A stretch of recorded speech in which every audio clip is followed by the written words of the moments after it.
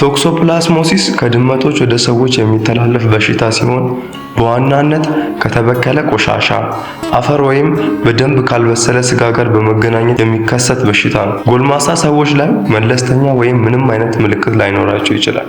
ለነፍሰ ጡር ሴቶች እና የበሽታ መከላከያ ችግር ላለባቸው ሰዎች ከባድ ችግሮችን ሊያስከትል ይችላል። ይህም አንጎልን፣ አይኖችን እና የአካል ክፍሎችን ይጎዳል። ድመቶች ብዙውን ጊዜ ህመም ሳያሳዩ ፓራሳይት ተውሳኮችን ይይዛሉ። ይህም ሳይለንት ሆስት ያደርጋቸዋል። ቶክሶፕላስሞሲስን መከላከል ተገቢ የሆነ ቆሻሻ ንጽህና መጠበቅ፣ ስጋን በደንብ ማብሰል እና የአፈር ወይም የድመት ቆሻሻን ከያዙ በኋላ እጆን መታጠብን ያካትታል። ይህንን አደጋ መረዳት የእንስሳት ሕክምና እንክብካቤን እና ኃላፊነት የሚሰማው የቤት እንስሳት አያያዝን አስፈላጊነት ያሳያል። ቬት ሴክሬትስን ሰብስክራይብ ያድርጉ፣ ምክንያቱም የቤት እንስሳቱን መጠበቅ የእርስዎን ጤና መጠበቅ ነው።